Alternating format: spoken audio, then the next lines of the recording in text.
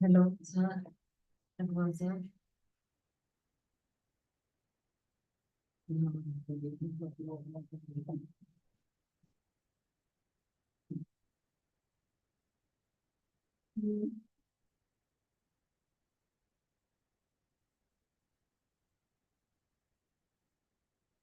Madam, good afternoon, madam.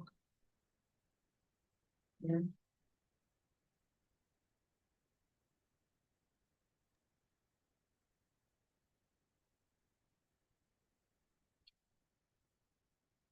Madam, உங்க mic off-ல இருக்கு. Video on.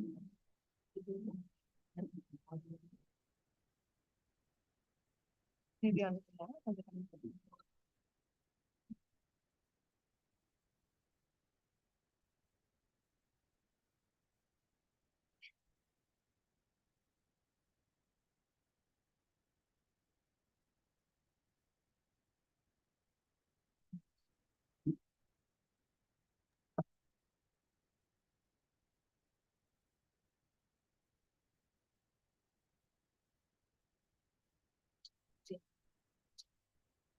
Madam, madam. Morning, madam. Morning. second number.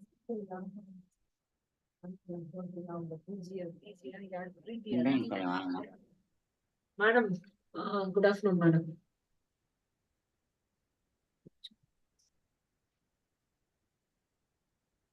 Join someone.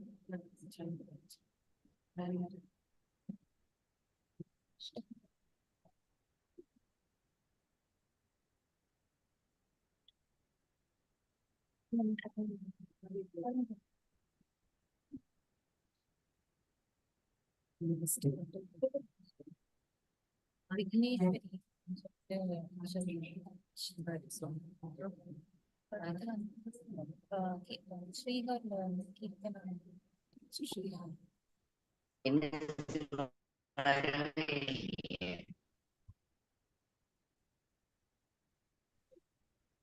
Yes.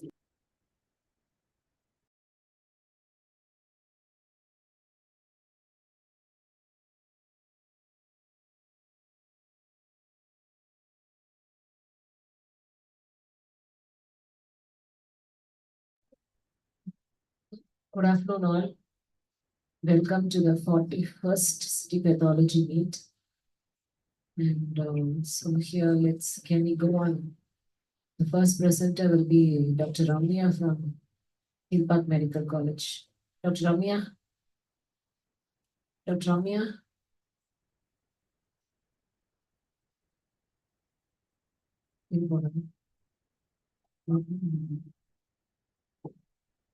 Dr. Ramya, you're not audible.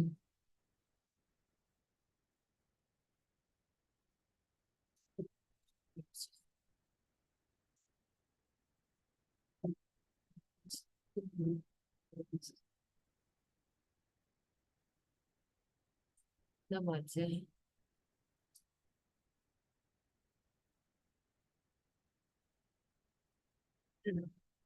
A problem. She's not responding at all there. Dr. Ramya, your screen, you're not.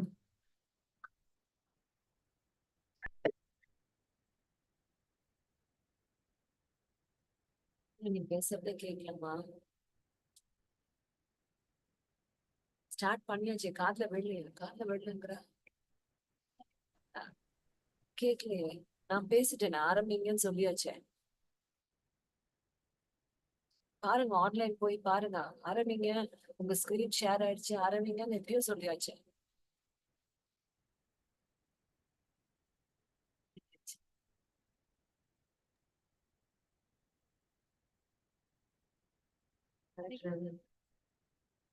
கேக்குதா?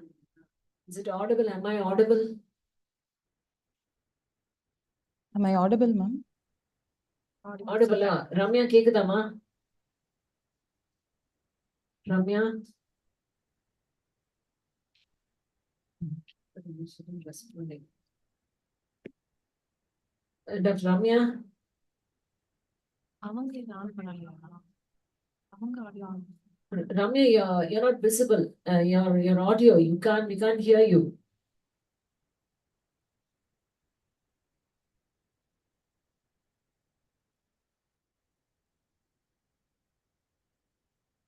யாருடா? அது ரம்யா இல்ல, அது நம்ம தான்.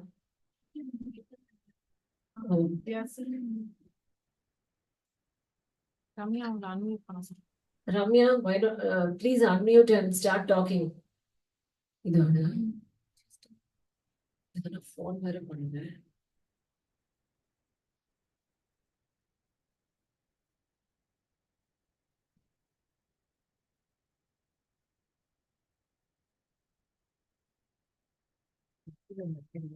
கொஞ்சம் mute பண்ணுவேன், but யாருக்காவது கேட்கணும்ல, அதனால மூணாவது third person பண்ண சொல்லுங்க. நம்ம இங்க இருந்து பேசுறோம். Sir, Krishna Kumar sir. Yes, Ramya, say hello.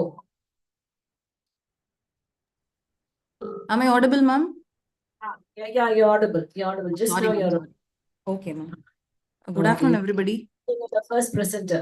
Okay, you can start. Okay. I'm Dr. Ramya, Assistant Professor from Government Kirpak Medical College. I thank first our HOD, Dr. Jamila ma'am, for giving this opportunity. So we are going to see a rare case in the diagnosis of fibroid uterus.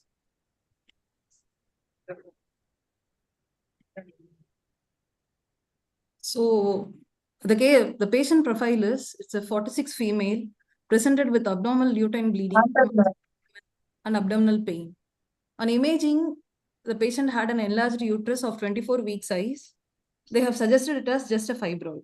The surgical intervention was done. It is a TAH with BSO, that is total abdominal hysterectomy with the bilateral salpingo-oophorectomy. Intraoperatively, there is an enlarged uterus with multiple fibroids. We have received the specimen.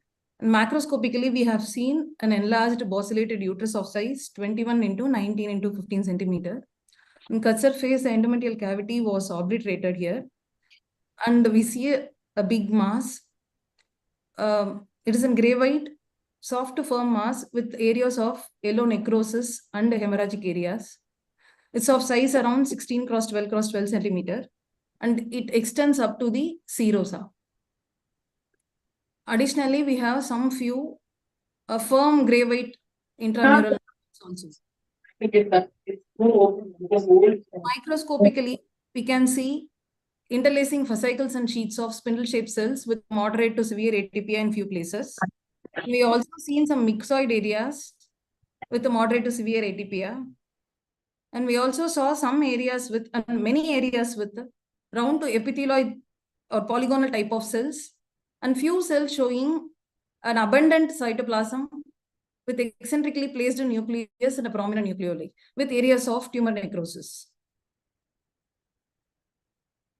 So these are the large cells with the abundant cytoplasm, eccentrically placed nucleus with the prominent nucleoli, and some intranuclear inclusions were also seen. So these are epithelioid areas, spindled areas, and myxoid areas. So we have three different morphological areas: spindle, myxoid, and epithelioid, with many mitotic figures. Around 20 per 10 hyper field we have got, with including few atypical mitosis and tumor necrosis. You can see the infiltration into the adjacent myometrium, which is an important feature for the diagnosis. So our microscopic findings on a whole, a predominant epithelioid component more than 50%, a spindle cell component, myxoid component, mitotic rate more than 20, coagulative tumor necrosis, myometrial infiltration, lymphovascular invasion, and serosal involvement. So we concluded it as an high-grade sarcoma involving the uterine smooth muscle. So our primary DDs are epithelioid LMS, leiomyosarcoma, carcinosarcoma, high-grade endometrial stromal sarcoma, and other DDs are undifferentiated sarcoma, picomas or perivascular epithelioid cell tumors, and polydifferentiated carcinoma, secondaries or melanoma. So we gone for immunos. The markers are SMA showed positivity in the tumor cells, and Desmin showed strong positivity in the scattered tumor cells. K67 around 60% nuclear positivity, and myo-D1 was positive, myogenin was positive in the epithelioid large cells. The pan-CK focally it was positive in epithelioid cells, and CD10, EMA, HMB45 are negative. This HMB45 in EMA excludes the polydifferentiated carcinomas, melanomas, and picomas, and CD10 to rule out the stromal cell tumors. So we came up with, this is the SMA positivity in epithelioid and spindle cell areas. Desmin positivity, this is strong desmin positivity in the large epithelioid cells. Myo-D1 was positive, myogenin, pan-CK, and Ka67. So these are negative markers, CD10, EMA, and HMB45. So the final impression was an uterine epithelioid leiomyosarcoma with rhabdomyoelastic differentiation, which is very rare tumor. So although going to the introduction, even though the LMS accounts for 1 to 2% of uterine malignancies, the epithelioid morphology in 5% and associated rhabdomyoplastic differentiation is very, very, very less.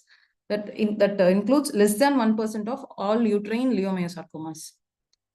So preoperatively, if you see only 0.1 to 0.2% of the preoperative diagnosis of fibroid turns to be LMS. But our case, we have seen it is clinically diagnosed as fibroid, and we got an LMS with the rhabdomyoplastic differentiation. So it is diagnostically challenging with a very poor prognosis for the patient. So going to the discussion, it is a rare entity and represent less than 1%. The diagnostic criteria for epithelioid LMS is more than 50% of the population with round to polygonal cells with eosinophilic or clear cytoplasm, and more than one of the following criteria: moderate to severe cytological atypia, tumor cell necrosis, and more than 4 mitosis. In contrast to the conventional LMS, where it is 10 mitosis, and for myxoid LMS, it is 1 to 2 mitosis is enough for a diagnosis of myxoid LMS. So diagnostic challenges we faced are establishing the malignant nature, because in uterine smooth muscle tumors, many mimics are there with mild atypias and increased mitosis. So we have to look for epithelioid and myxoid leiomyomas where the infiltration won't be there, and tumors with uncertain malignant potential like picomas and stump. So morphological overlaps will be with the high-grade endometrial stromal sarcoma, undifferentiated uterine sarcomas, and carcinosarcomas.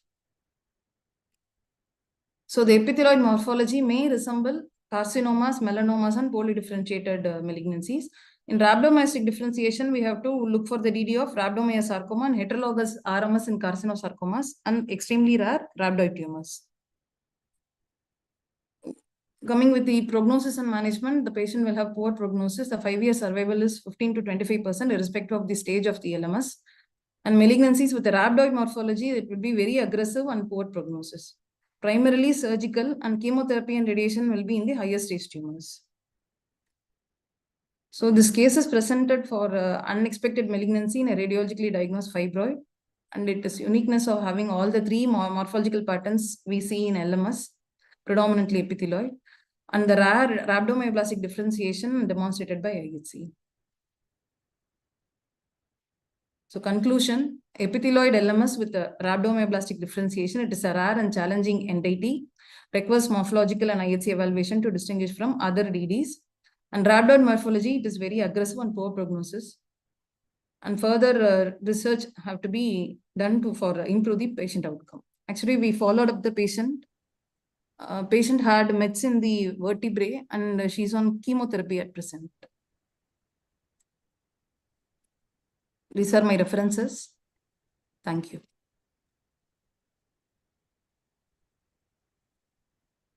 Okay. Case is open for discussion. Ramya, Ma'am? how do you distinguish it from smooth muscle tumor of undetermined medical potential? With the severe atypia and more than 20 mitosis per 10 hyper field and the tumor necrosis, ma'am. In stump, we won't get all the 3.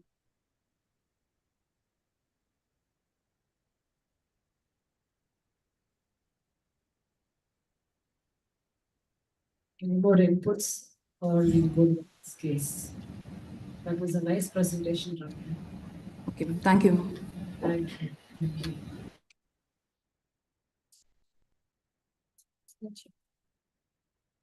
Shall we Rare go? differentiation, the rhabdomyoplastic, Sorry, madam. rhabdomyoplastic differentiation was brought out very nicely Yeah, this in the one. slide.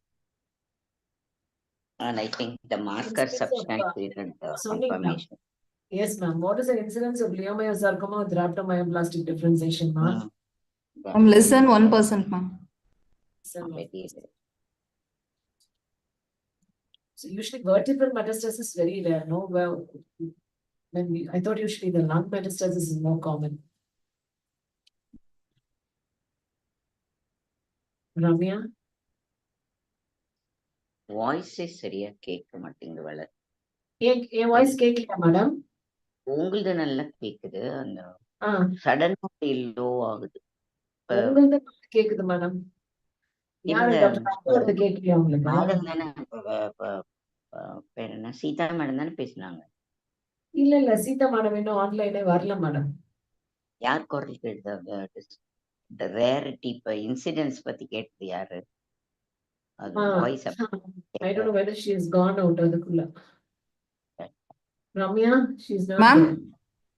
Ma'am, I am here, ma'am. So, Yeah. No, the percentage of tumor she Ma'am, asked. less than 1%, ma'am. Yeah. And presentation to vertebra, she was saying lung metastases are more common. Somebody was questioning. Yes, ma'am. Actually evaluated outside, ma'am. We spoke to the patient recently. She was telling that she got vertebral metastasis. Orally only we got those reports. So sad. sorry madam, we go on to the madam. We'll go to the next. Yes, ma'am. We Thank go you, on to ma'am. the presenter from Stanley, Dr. Anantha Narayani.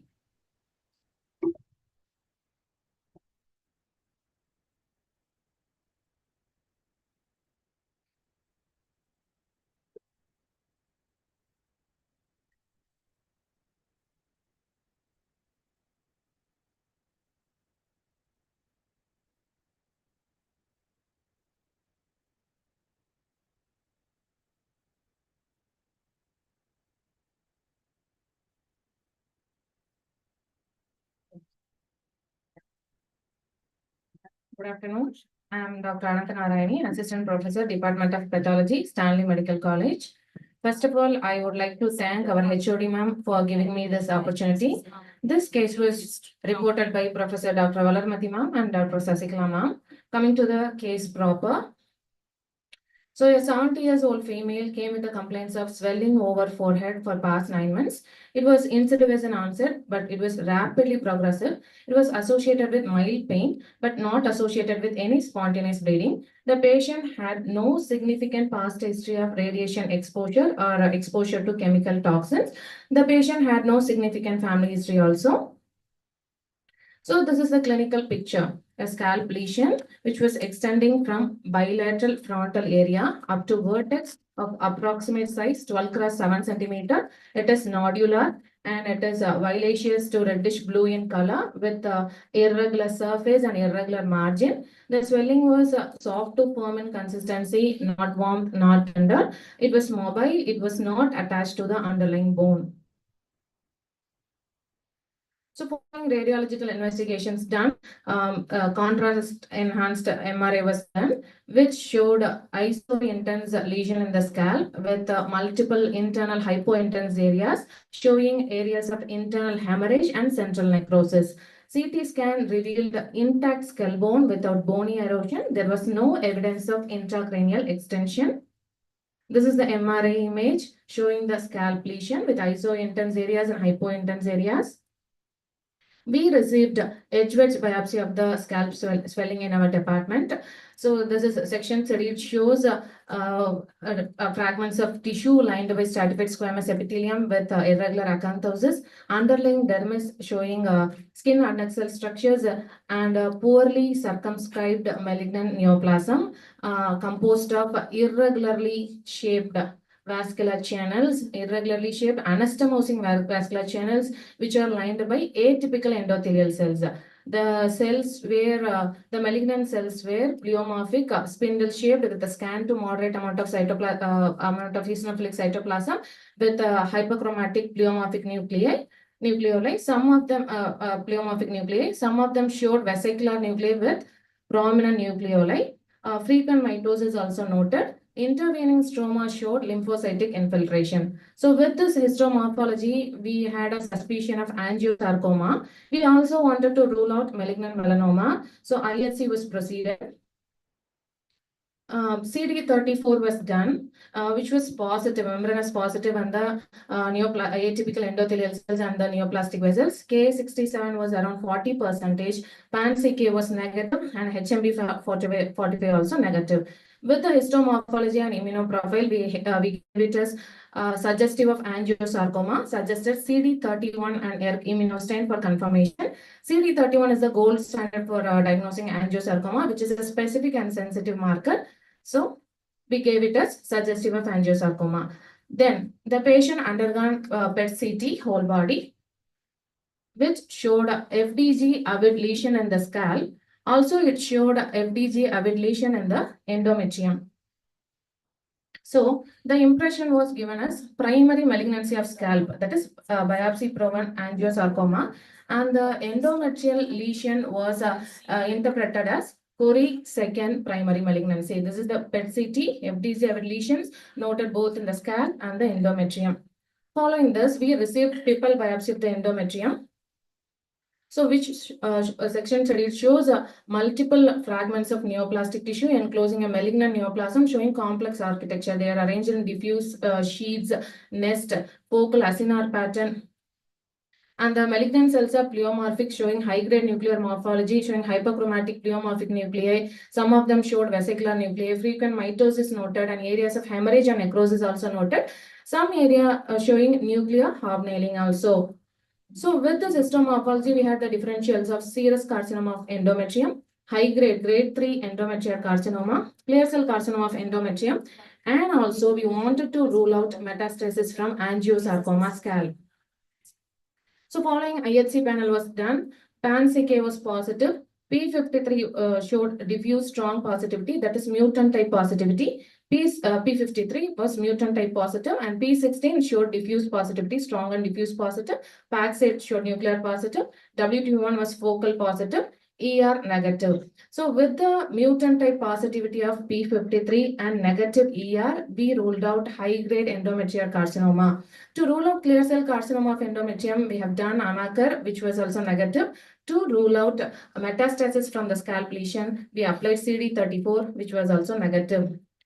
So this is P53 showing mutant type positivity, and P16 showing block-like diffuse strong positivity, and PAX8 was positive, AMACR negative, CD34 negative.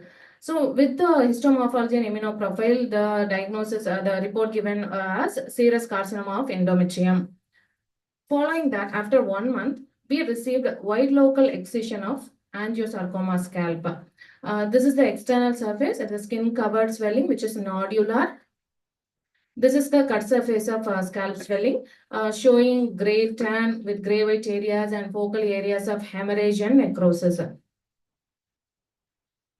So microscopy showing skin, section 30 shows skin with underlying malignant neoplasm arranged in vasoformative growth pattern. That is irregularly shaped anastomosing vascular channels which are lined by atypical endothelial cells. It's showing pleomorphism, multi-layering with the hyperchromatic pleomorphic nuclei, some of them showing vesicular nuclei with the prominent nucleoli.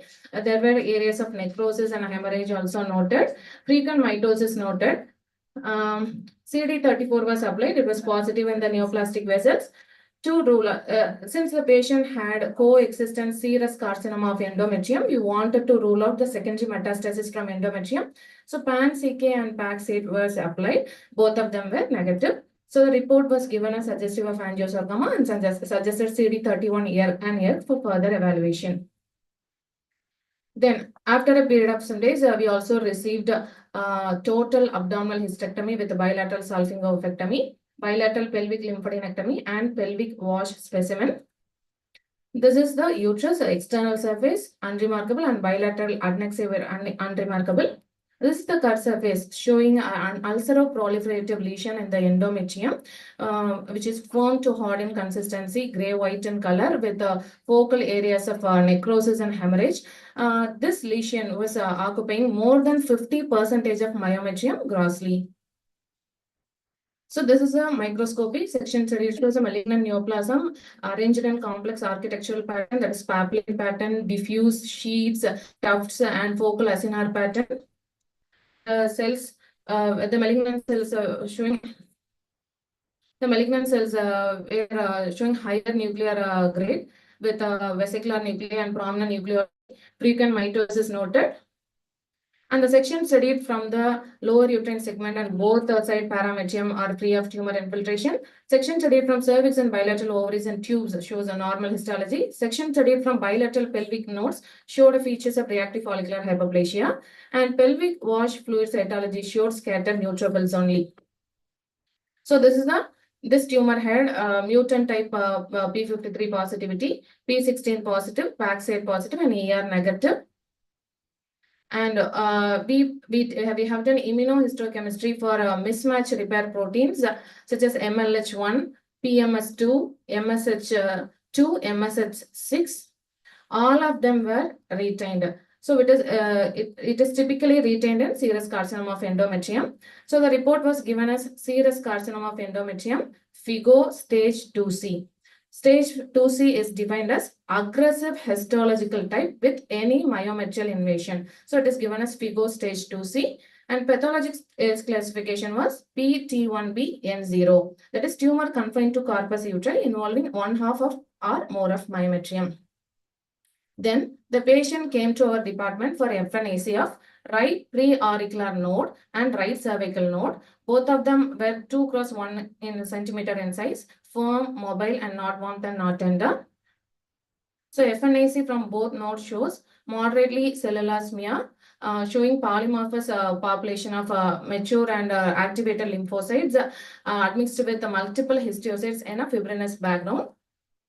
And the impression given was a reactive lymphadenitis and advised excision biopsy. So this is a case report of synchronous dual primary malignancy. So this 70-year-old female had two malignancies, two primary malignancies. One is carcinoma, another one is sarcoma. So the patient had cutaneous angiosarcoma scalp and serous carcinoma of endometrium. So what is interesting about this case? This is a synchronous dual primary malignancy which is diagnosed simultaneously within a period of 1 month. Both of them were high-grade malignancies. One is sarcoma and another one is carcinoma. This particular 70 years old elderly female had apparently had no apparent risk factors like radiation exposure or chemical toxin exposure. She also had no significant family history. Our team, including oncologists, thought one of the lesion could be secondary from another. But to our surprise, both of them turned out to be primary.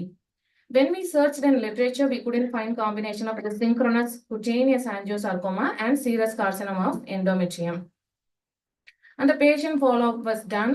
Patient had received palliative chemotherapy and now she's planned for radiotherapy. Multidisciplinary approach including surgery, chemotherapy, radiotherapy, and potential immune agents are necessary for the positive outcome and better survival in this patient. So I thank you all for your patient listening. Thank you. Thank you, ma'am. Thank you, Dr. Ananda. That was a Doctor, nice very, presentation. very nice presentation. But Valer, அந்த presenter பேர் என்ன? Dr. Ananta Narayani. Doctor, usually the cutaneous primary vascular tumors should be, will it be so big like this? It used to be small, illa? Such a big tumor, cutaneous lesion, illa? Have you ever seen, all of you, any of you? Usually small. Very huge. Lesion and the Urban histology tumor மாதிரி இருக்கு typical cross histology பார்த்ததும். themselves தான். So this primary. Primary தான் madam அது. இல்ல, I'm asking such huge tumor. சொல்லுங்க madam. Madam, good evening. இந்த மாதிரி 1-2 கேஸ் பார்த்திருக்கோம். Patient had died, will die, madam. They will not respond. Angiosarcoma, இவ்வளவு nodule மாதிரி I have not seen. Plaque, diffuse plaque மாதிரி I have seen 2 cases, but patients died. But இங்க வந்து they are able to, நீங்க சொல்ற மாதிரி ஒரு potato, ஒரு Brew is like yes, yes, and yes. erythematous purplish areas and plaques can Yes. occur. இந்த மாதிரி I have never Like seen, madam. இந்த மாதிரி நான் பார்த்தது இல்ல. And ஆமா. usually they succumb to the angiosarcoma. And edema will be more. Yes, you are correct, madam. That is what the presentation only I was thinking something else in the gross. But when we saw the histology, we were also thinking in terms of vascular lesion, and your markers also contributed to it. Histology, leaving aside the markers, the histopathology was very characteristic. Yes, Nalla yes. haphazard blood vessels and intraepithelial endothelial cells எல்லாம் ரொம்ப characteristic. Small biopsy அப்படிதான் இருந்துச்சு. And the total excision also, even leaving out the IHC, only with the What was the histomorphology. interval period for the second tumor? Same synchronous. Synchronous, madam. அது PET பண்ணும்போது அங்கேயும் they found the reactivity, and then they did the Pipel biopsy. Pipel biopsy ல positive, அப்புறம் உடனே hysterectomy பண்ணிட்டாங்க. எல்லாம் simultaneous தான். But we have a faculty from the oncology department. She just wants to say a few points. Hello, good afternoon, everyone. Whether it was rapidly growing or was it to attain the size? Rapidly growing, madam. Rapidly growing, madam. Madam, she the onco department laga or faculty, she has a few points to share, madam. Dr. Navjot. Hello, good afternoon, everyone. This case came to us a few months back with the history of small lesion. It was initially 2 into 2 centimeters only when she came to us with that swelling, which was just 15 to 20 days she came with that swelling, and there was no hair on that area. It was nodular at that time, and it was not bleeding at that time. And we received this patient and we told them to get biopsy done. This patient was in surgery department initially, and they have done biopsy first. This patient had actually done biopsy first from outside. That was inconclusive. Then they came to us, then they done biopsy, and then first it become inconclusive. So she didn't came back. After 3 months, she came again with this much swelling. It progressed within 3 months from the 2 centimeter to this size. So it was very aggressive lesion. Then again we done biopsy and we came up to with the angiosarcoma. And after that, for the metastatic workup, we get the PET CT done. PET CT was suggestive of another lesion in the endometrium. Patient, although never complained of any gynecological symptom, any bleeding, abnormal bleeding, nothing. She never complained of that. She came with this swelling only. And then we have done first actually patient was not ready for the surgery. Initial plan was to do surgery only, but she was not ready, and she is more than 70 years of the age. So it was high risk also. So we gave single agent paclitaxel. First dose we have given. She was not ready at that time also. And the small lymph nodes were also there in PET CT. So it was like by metastatic only. At that time, she was not ready for FNAC also from the lymph nodes.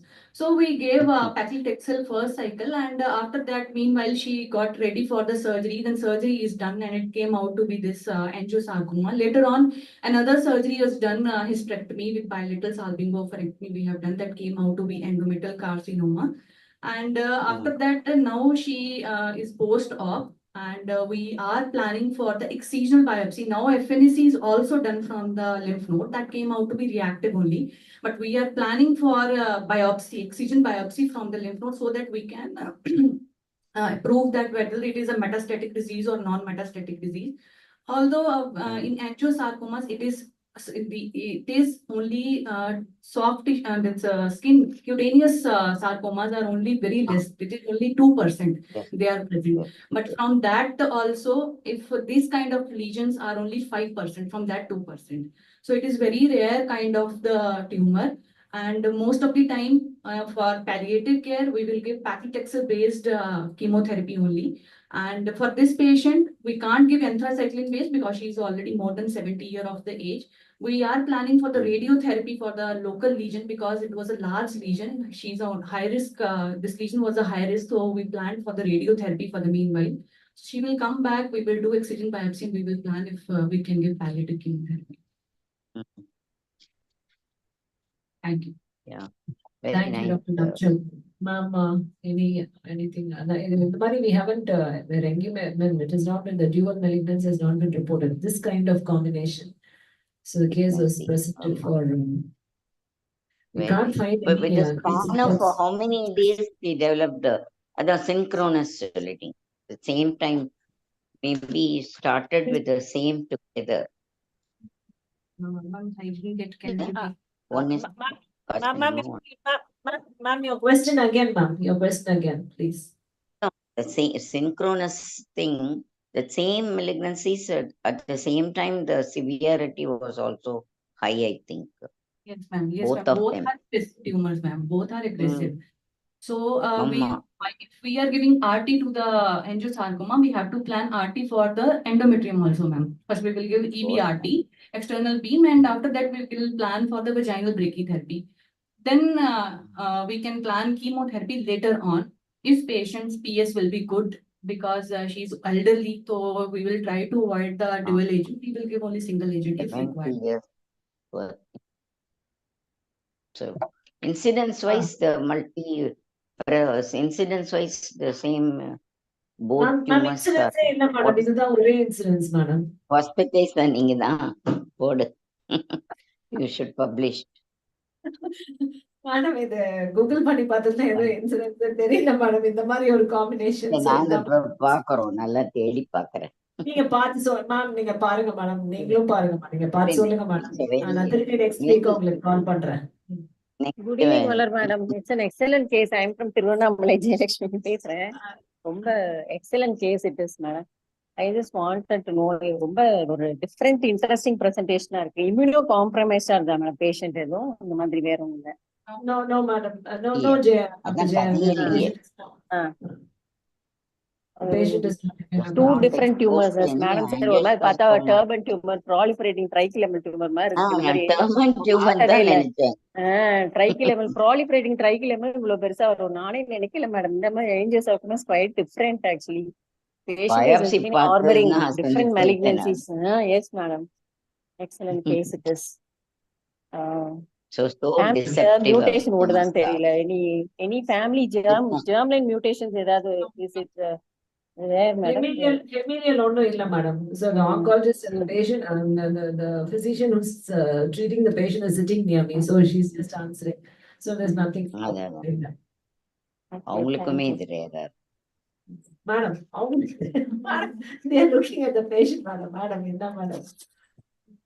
Okay, madam. Presentation. Rare presentation. Thank you, Dr. Ananta. Thank you, Team Stanley, and we go on. Thank you, Dr. Lalit. It was really wonderful, and Dr. Ananta, congratulations, you did very well. Thank you, madam. Thank you so much. Thank you on her behalf. So we go on to the next presenter, and from MMC, Dr. Preeti. We also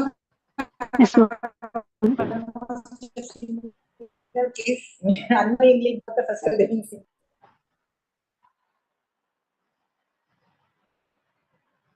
Yes, ma'am. Am I audible, ma'am? Yes, maybe audible. Ma'am, I'm sharing my screen.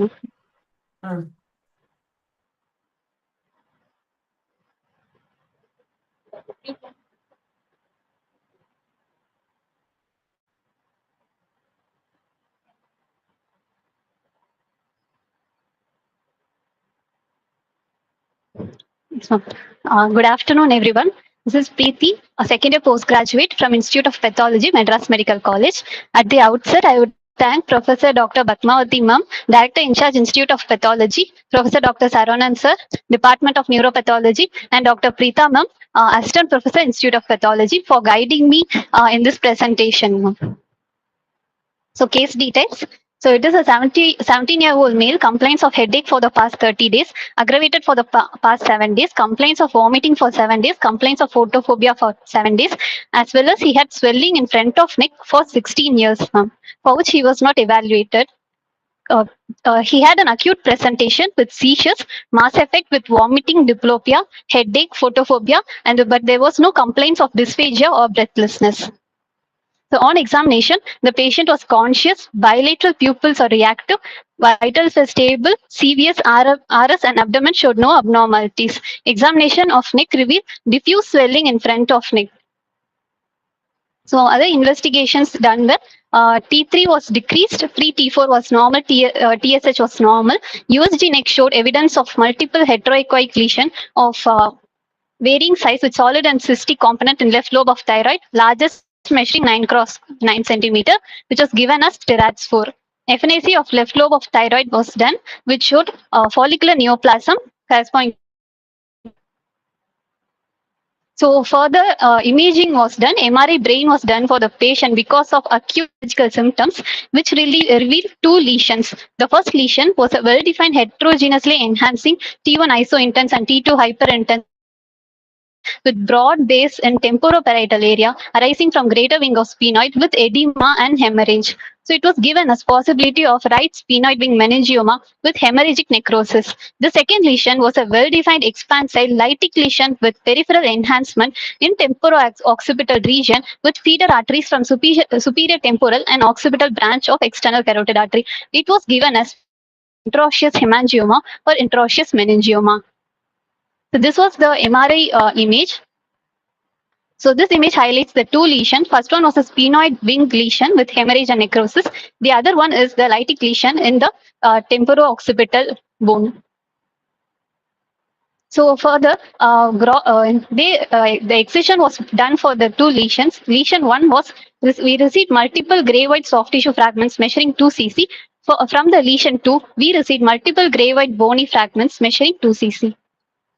So this was a microscopic image from the lesion 1. So low power shows numerous anaplastic pleomorphic cells with moderate to abundant eosinophilic cytoplasm and pleomorphic hyperchromatic nuclei. This is a high power image. So showing pleomorphic anaplastic cells. Also, we are able to see few giant cells. They were also a central zone of necrosis surrounded by tumor cells, which is called pseudo-palisading. So also glomerular pattern of blood vessel was seen. So we have a triad of anaplastic pleomorphic cells, vascular proliferation showing glomerular pattern, and necrosis with pseudo-palisading. So further IHC markers were done. One was equivocal, ATRX was positive, GFAP was positive, P53 was also positive, TTF was negative, and K67 was more than 70%. So the diagnosis of the lesion 1, which was from the sphenoid wing, was glioblastoma grade 4. So coming on to the second lesion, the low power of the lesion surprisingly showed new follicles, thyroid follicles of varying sizes, like lined by cuboidal shaped cells with moderate cytoplasm and basally located cuboidal nucleus. So high power shows numerous follicles with cuboidal epithelium. So IHC was done, TTF was positive and thyroglobulin was also positive. The diagnosis of the lesion 2 from the temporo-occipital zone is metastasis from malignant follicular neoplasm of thyroid. So following the diagnosis, like metastasis from follicular neoplasm of thyroid, the patient underwent total thyroidectomy. So this is a specimen from total thyroidectomy specimen with left lobe measuring 4.9 cross 3.5 cross 2 centimeter, right lobe measuring 4 cross 2 cross 1.7 centimeter, and with pyramidal lobe measuring 2 cross 1.8 centimeter. Slowly, So slowly, left lobe external surface is nodular. Slow, please. Okay. Yes, sir. So external surface was nodular. Cut surface showed infiltrative gray-white lesion seen, which is gritty to cut 3.5 cross 2.3 cross 1.3 centimeter with adjacent focal colloid filled areas were present. So we are able to see an infiltrative lesion, which is gray-white in color. So right lobe external surface was smooth and congested. Cut surface great and homogeneous, filled with colloid. So Coming on to the microscope image, so this is the scanner view from the left lobe showing total infiltrative lesion. So now we are not able to see normal thyroid parenchyma. It was totally infiltrated by the neoplasm. So a low-power view showing numerous follicles. Few of the follicles were filled with colloid. So hyper view, we are able to see the nuclear features of papillary carcinoma of thyroid. The arrowhead shows typical clearing of chromatin, and then the arrow shows areas of nuclear overlap and crowding, and focal nuclear grooves were also seen. So at another hyper view showing follicles lined by nuclear, showing nuclear clearing and overlapping and crowding. So this image shows the lesion showing extensive infiltrative areas. So another image showing vascular invasion. So microscopy from the left lobe shows an infiltrative neoplasm arranged in microfollicles and trabeculae. The neoplastic cells are round to oval with moderate eosinophilic cytoplasm. Nuclei is monomorphic round with dispersed chromatin and some crowding and overlapping. Angio invasion was present. So we gave impression as an infiltrative form of papillary carcinoma of thyroid. So coming on to the case summary, a 17-year-old male patient who presented with complaints of headache, vomiting, photophobia for 1 week. On examination, diffuse swelling was noted in front of neck. MRI brain showed 2 lesions. One was from the right sphenoid wing, given as meningioma with hemorrhagic necrosis. The other was from temporo-occipital region, given as intraosseous hemangioma or intraosseous meningioma. FNAC was also done from the left lobe of thyroid, which revealed follicular neoplasm with SDA4. So histopathological findings were from the brain, from lesion 1, it was reported as glioblastoma grade 4. The lesion 2 was reported as metastasis from follicular neoplasm of thyroid. So the thyroid lesion, which we received later, also showed infiltrative follicular subtype of papillary carcinoma. Coming on to the discussion. So pediatric thyroid carcinomas. So thyroid carcinomas are rare in pediatric age group. Differentiated thyroid carcinoma comprises 90 to 95% of all thyroid cancers. Papillary thyroid carcinoma being the most common. Classic subtype is the most common subtype. And follicular subtype is the second most common subtype. Among all papillary thyroid carcinomas, the incidence of infiltrative follicular subtype is just 1.7%. Infiltrative follicular subtype has BRAF mutation corresponding to 25%, along with equal frequencies of other mutations like RAS, TERT promoter, and RET mutations. Infiltrative subtype behaves similar to that of classic subtype. A distant metastasis, lungs and bone are seen. Sometimes brain metastasis is extremely rare. The incidence of brain metastasis in follicular variant of PAPCA is around just 1%. Children tend to present with more extensive disease with positive cervical nodes and local or distant metastasis.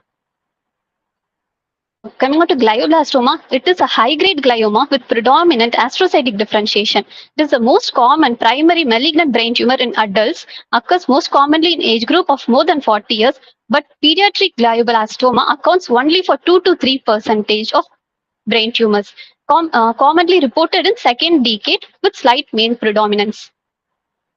The etiology of glioblastomas, majority of sporadic, inherited cancer syndromes that are associated or neurofibromatosis, Turcot syndrome, and Lee-Fromeny syndrome. The outcome of glioblastoma in pediatric population varies across the studies, with 5-year survival ranging from 15% to 40%, which is slightly better compared to that of.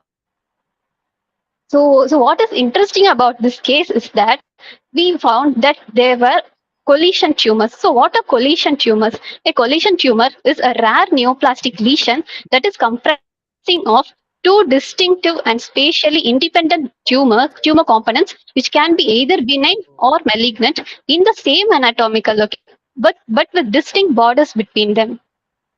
So here, the intracranial collision tumors were very rare. Literature review shows intracranial collision tumors predominantly with both tumors arising in the brain. Meningioma being the most commonly involved brain tumor in such intracranial collision tumors, and the other being it can be oligodendroglioma, schwannoma, pituitary adenoma. Glioblastoma in intracranial collision tumor is reported in only 2 cases. Collision tumors of brain, with one being metastasis to brain, is extremely rare. So literature. So the literature showing first showing a collision tumor with a meningioma and dendroglioma. So this is quite common in intracranial collision tumors, but a collision tumor with with a metastasis is very rare, and we were able to find only 2 such cases in the literature. One being a collision tumor of meningioma and metastasis from renal clear cell carcinoma, and the other was a collision tumor of meningioma and metastatic uterine adenocarcinoma. So we were also able to find a collision tumor with glioblastoma. The one case was with atypical meningioma and glioblastoma, and the other case was a tumor of glioblastoma and meningioma. So coming on to mutations that are common in glioblastoma and follicular subtype of papillary thyroid carcinoma are BRAF mutation, RAS mutation, third promoter mutation, and PTEN pathway. So detecting any of these mutations paves a way for potential targeted therapy for the patient, and this will be a good prognosis for the patient. So currently, the patient, the lesion glioblastoma was excised, ma'am, and then radiotherapy was given, ma'am. So we are about to do mutation studies, ma'am. So, thank you.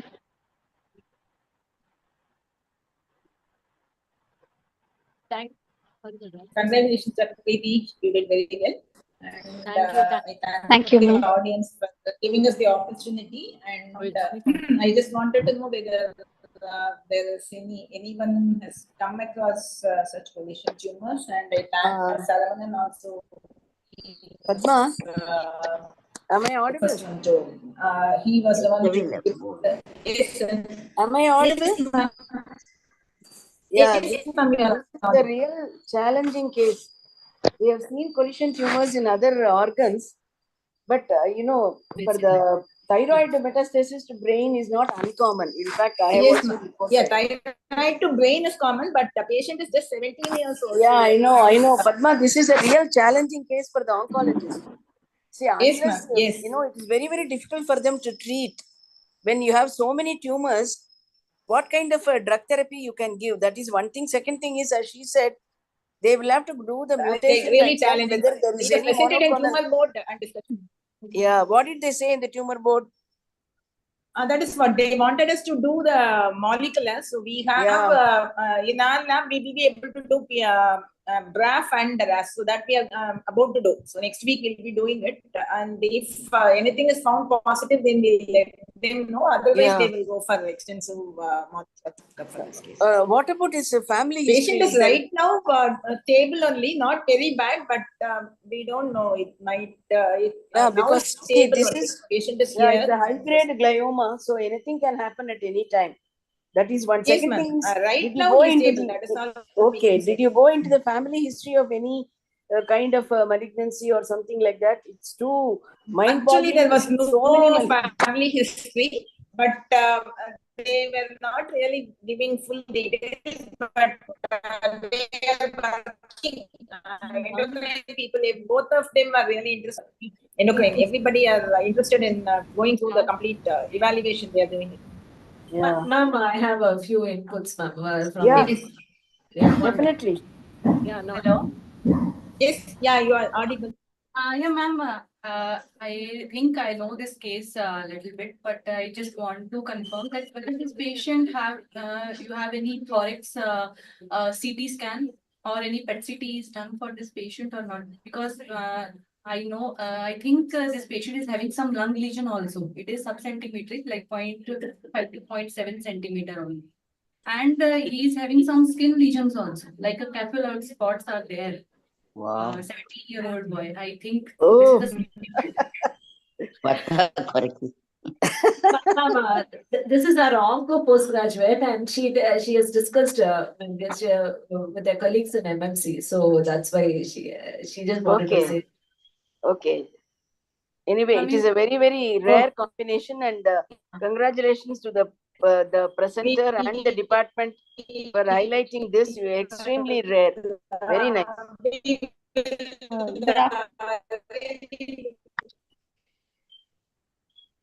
Good afternoon, ma'am.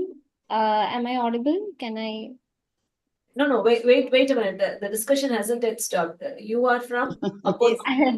Ma'am, I'm Dr. Nufina from Panimalar Medical College, neuropathology. Just give a little time. Ma'am, Padmadi ma'am. Yeah. Oh, she wants to. Okay. Hello, ma'am. Ma'am, you were saying something. Yeah, am I audible? இப்பதான் madam. நடுவுல you went out. சொல்லுங்க. Padmadi madam. That is what. Thanks for the opportunity, and we just wanted to present a case which was there. That's all. And one more thing which I had been doing in the chat section. So if everybody are happy, ma'am, நீங்க audible. Easy for us to look into, sit in our workplace and keep doing. Yes. Hello. Am I audible? Yes, ma'am. You're very much audible. It's all interrupted. Yeah. So this is regarding the chat which we were having in the chat box. So if everybody are comfortable with this online session, I am really comfortable. All of us are comfortable, but because number is not really great, I was really wondering. But as you said, if everybody are joining from one system. Madam. So if many are joining with one system, it should be good. We will continue with the session. Okay, madam. Thank you so much, madam. Doctor from Panimalar, somebody wanted to ask a question. Yes. Madam, நான் ஒரு point சொல்லலாமா? Please. Madam, Stanford Dr. Sam Gambhir was the father of molecular cancer imaging, madam. அவர் சன்னுக்கு வந்து he had a Lee-Fraumeni syndrome. ஏல்ல வந்து இந்த boat ரேஸ்ல கலந்துக்கிற போது he had head injury. They did a couple of CT scan. After that, the boy developed glioblastoma multiforme and he passed away, madam. Ayyo. This was, and unfortunately, his wife had breast cancer and she passed away. And son per se developed glioblastoma multiforme, high grade, and he passed away, madam. So this Lee-Fraumeni, people are not aware, and even a couple of CT scans can trigger glioblastoma multiforme. That's what I understood of reading that obituary of Sam Gambhir from Stanford. I don't know what is the connection, KK. And recently, I came across another incident where all inherited syndrome. We will definitely evaluate the patient. Yeah, because it's radiation induced, right? And recently, am I audible? Yes, ma'am. Okay, recently I came across 3 consecutive deaths due to breast cancer in all the 3 people working in a parlor. They use lot of chemicals, for hair dye and coloring and for all the makeup sets, everything. So normally they wear a glove and all, but how protective it is, we don't know. And many of them developed breast cancer. Whether there is any connection between working in that is something like an occupational, but whether it has anything to do with the breast cancer, I don't know. This was just brought to my attention that all 3 of them were working in a beauty parlor. Oh, maybe there is a connection. I don't know, because somebody has to take up the topic and do a research on that. But that is why most of the hair dyes advertise that there is no ammonia, there is no this, there is no that. But is it authenticated? See, we don't have a proper control over all this. Who does the quality check? I don't know. All this is really problematic. Yeah, and many people I have seen developing pigmentation of the skin once they start applying hair dye very frequently. So that is why some of them have stopped applying hair dye because of the pigmentation of the forehead, especially the face and neck and all that. Correct. We are exposed to the world of carcinogens. Yeah. World of carcinogens. Somehow நமக்கு தெரியாமலே நிறைய இருக்கு. அது அந்த new England journal case report மாதிரி இருக்கு மேடம். Multiple cancer coming in. அதான் I was very surprise shocked. Yeah. எல்லாமே double pathology. இன்னைக்கு. Very challenging for the onco to treat this patient. Very, very sad. Very sad. ஆமா. How he is going to tolerate chemo, radio, everything, I don't know. Hardly blooming in, just bloomed in life, 17 years. But this My boy God. is 17-year-old vera. So sad. Very, very pathetic. Okay then. Okay, ma'am. Can we go on to the Anyway, next thank case? you. The From presenter Apollo. கொஞ்சம் stop. கொஞ்சம் slow-ஆ பண்ணிருக்கலாம். Yeah, Dr. Nufina, you want to say something, please, from Panimala. Dr. Yes, Nufina. Nufina. She's just typing. Okay, then Maybe we can wait. she can do the chat also. If Am I audible? she can. Yeah, this is Dr. Raja Vigneshwari. Ma'am, this is Dr. Vigneshwari from Apollo Hospital, ma'am. Yeah. Am I audible, ma'am? Yes. Ma'am. Good afternoon, ma'am. I'm Dr. Vigneshwari from Department of Histopathology, Apollo Hospital. So I thank my department to giving me the opportunity to present this case. So coming to history, this is a 38-year-old female who presented with swelling in mid-chest for past 1 month, and it was associated with intermittent pain. She even had shortness of breath with history of significant weight loss. On evaluation, she did not have any other comorbidities. Only comorbid illness she had was hypothyroidism.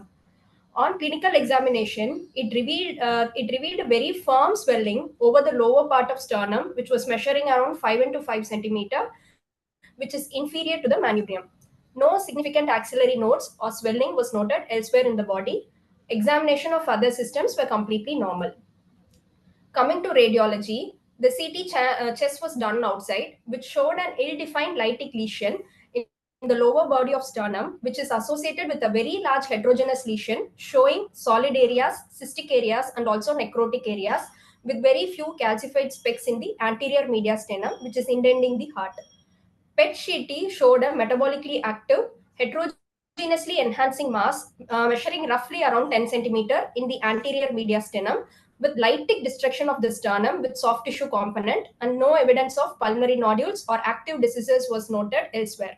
So in PET-CT, they have detected or they have thought it should be a primary malignant bone tumor. This is radiology where we can see the lesion is heterogeneously enhancing with both cystic and necrotic component. So this lesion was biopsied outside, and it was reported as poorly differentiated malignant neoplasm. We got the slides and we reviewed it in the Apollo Hospital, where we saw a cellular tumor which was favoring more or less like a sarcoma. We couldn't proceed with IHC since the material available to us was very minimal. So the patient got admitted here and she underwent a subtotal sternectomy with en bloc partial resection, 3rd to 6th ribs with sternal reconstruction. So this is a specimen we received. Here a total en bloc resection with a very small portion of sternum was attached. So the lesion was predominantly capsulated. The capsule was very thick and fibrous, and also focal raw areas were seen. Serial sectioning through the lesion showed fleshy areas with few cystic component, and myxoid change were also observed. This is one more section where we can see the lesion is predominantly fleshy and some myxoid and cystic component is noted in these areas. And here a small bit of sternum was attached and lesion was actually distracting the sternum. So coming to the microscopy, what we saw was predominantly a hypercellular tumor, which showed the tumor cells were arranged in the nodular pattern, in fascicular pattern, and also with intervening areas of necrosis, and some foci of hemorrhage was also there. On high microscopy, we can see the tumor cells were round to oval with abundant eosinophilic cytoplasm, and it showed a prominent nucleoli. Majority were tumor cells were actually resembling an epithelioid morphology. So at this point of time, we didn't have any specific diagnosis. We thought the lesion could be of sarcoma. Then we went ahead and we did lot of samplings from the periphery of the tumor with the capsule. So here in the capsule, we saw a hypocellular area And also this is an alternating hypercellular area. So both this hypercellular area were examined, and here we saw a wavy buckled nuclei, which showed the tumor could be of a neural origin. This is another few areas we can see a cystic degeneration, and also some myxoid components were seen. And here some thick and hyalinized blood vessels with the Verroque body-like appearance, vague Verroque body-like appearance were also seen. So with all these put together, we had one diagnosis in our mind, and we proceeded with the IHC. So first set of marker, we proceeded with pancytokeratin and EMA, which turned out to be pancytokeratin EMA was negative. Then we proceeded with the next set, where we did Vimentin, S100 and Soxtin. These three markers were diffusely positive. So which again confirmed what the diagnosis we had in our mind. And then we did GFAP. So this GFAP actually highlighted the neural origin. This is a hypocellular area where the neural tissue is highlighted, and also this is a tumor hypercellular area where the actual tumor was there and GFAP was negative there. So with all these put together, we had a differential diagnosis of epithelioid MPNST, and then with that in our mind, we did H3K27ME, which was completely retained in the tumor nuclei, which again confirmed our diagnosis. So we did MIB1 index to our, as we suspected, the MIB1 index was also very high, that is more than 30%. And then with all these things, we came to a conclusion of that this tumor will be epithelioid malignant peripheral nerve sheath tumor, which is arising from a pre-existing schwannoma. We did INI. So here INI, where we can see the INI is positive in the endothelial cells and endothelial and stromal cells, where it is completely negative in the tumor nuclei.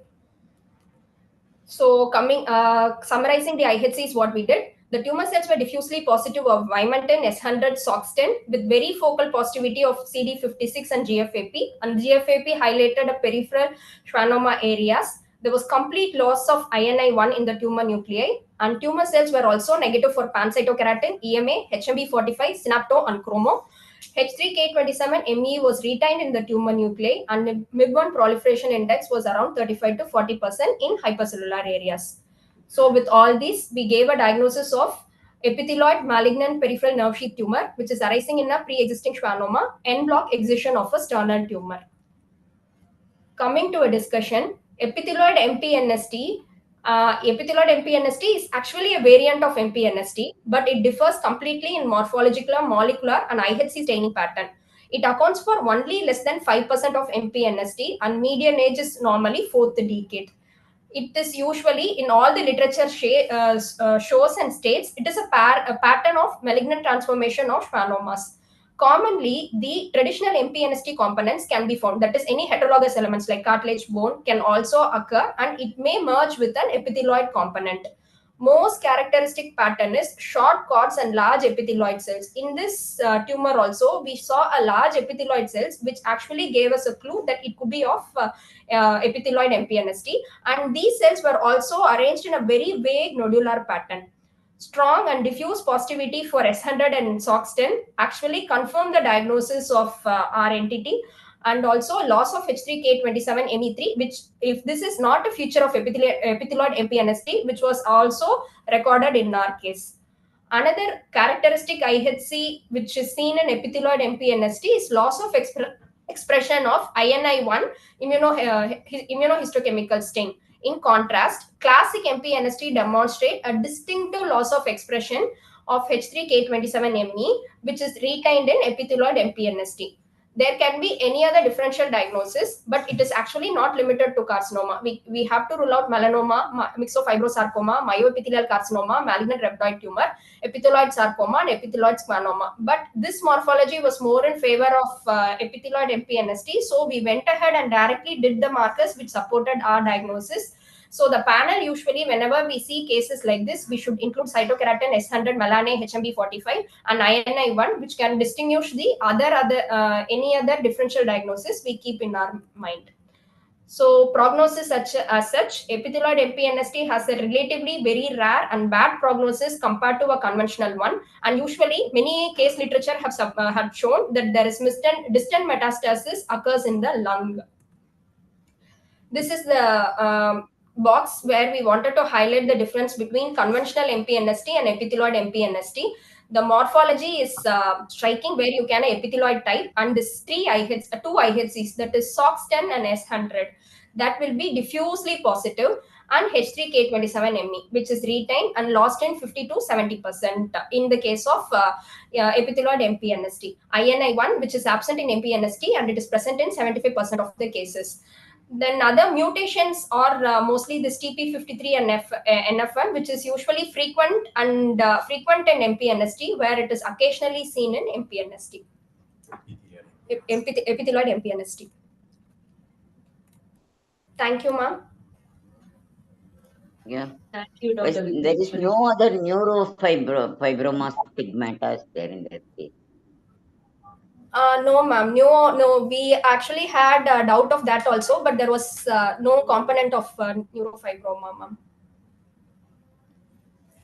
Good afternoon, ma'am. I am Dr. Salapati. This case is presented here because of its rarity.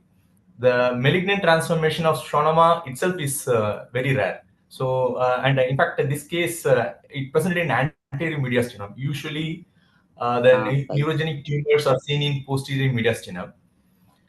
They were thinking of a bone tumor in radiology, but careful cross-examination that the tumor was mostly encapsulated. It showed the typical myxoid and cystic areas in the periphery, and the morphology and the characteristic IHC, that is diffuse SOX10 and S100 with loss of INI, proved the correct diagnosis here. Okay, The doctor, nuclear what features were what made you think of a pre-existing very proper. schwannoma? The nuclear features were very nice. Why did you think of a pre-existing schwannoma? Because it was showing the schwannoma areas in the periphery, and the tumor was well encapsulated, ma'am. Generally, it will come, like it will be transformed. We have seen one case. Dr. Hema was presented long back from Tengelpet Medical College. Malignant schwannoma. It was coined at that time. Now only it was changed in PNSP. This case was presented by Dr. Hemlata from Tengelpet Medical College.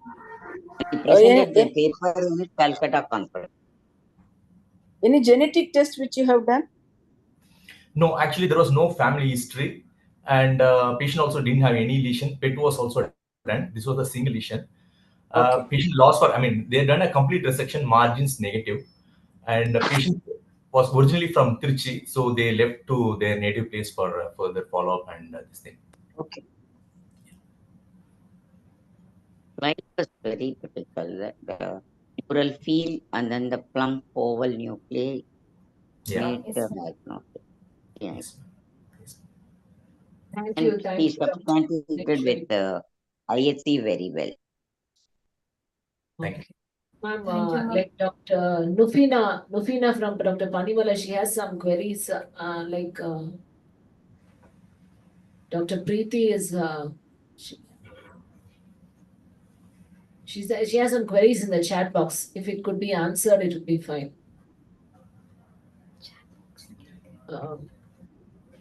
Then, meantime, we can go on to the next case. Dr. Krishna Kumar, sir, KK, sir. Yes, madam. Yes, madam. Sir, please share your screen, sir. Welcome, sir. Good afternoon. Good afternoon, madam. I'm going to share the screen.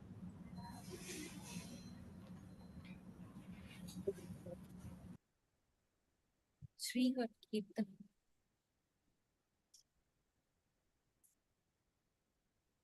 You're able to see, madam?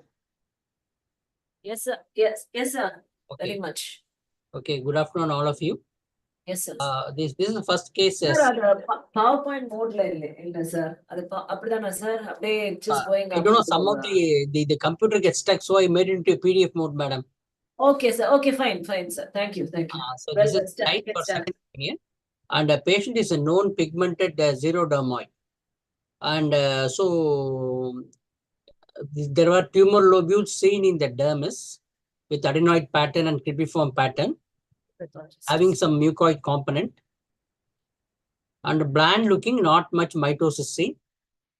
Immunohistochemistry panel was done outside, and these are the markers positive. So it was a classic case of endocrine mucin secreting adenocarcinoma. We seem to see these tumors now more often. That's what I'm very surprised. In a month, I see maybe one case. So this is endocrine mucin secreting Sweatgland adenocarcinomas. Usually they are low grade, but sometimes we see a component of invasive mucinous carcinoma also.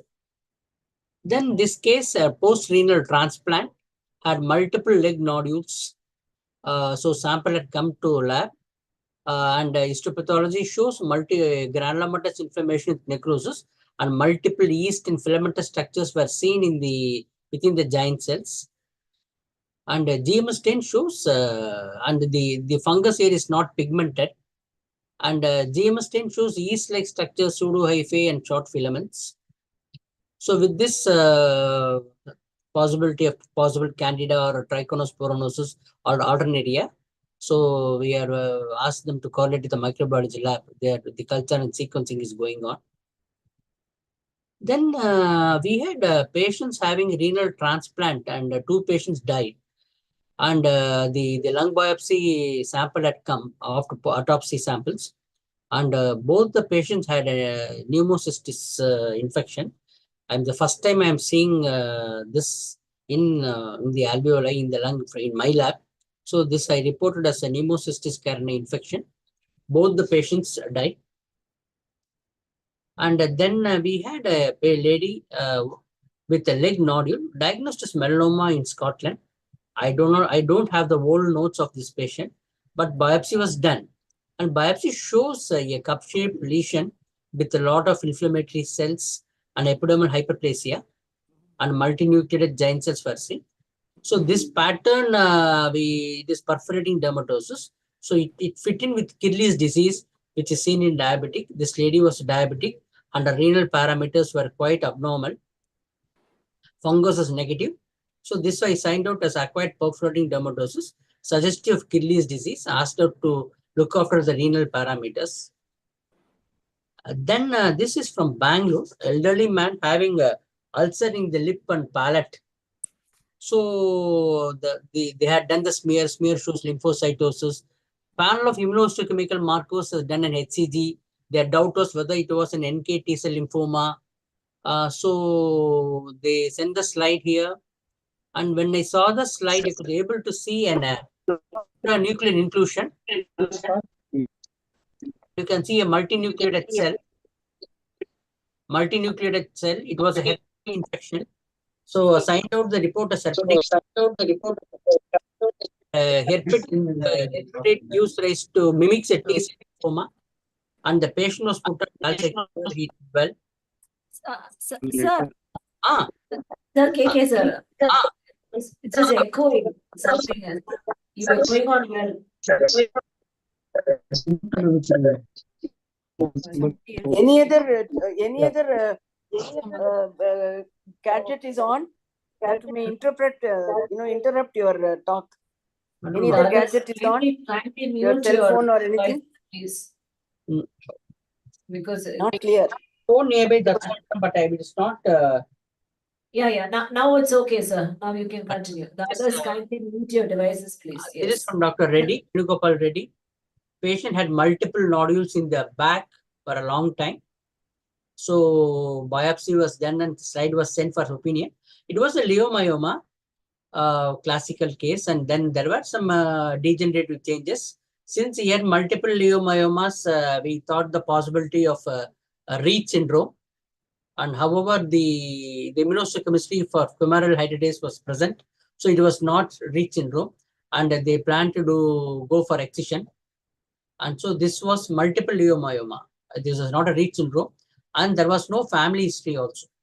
So these are my cases, madam. It's all no tumor, all inflammatory pathology. Thanks a lot for the attention. Sir, KK, sir, thank you so much for those non-neoplastic lesions and learning the uncommon, not so common terminology, Kylie's disease and Reed syndrome. So any inputs?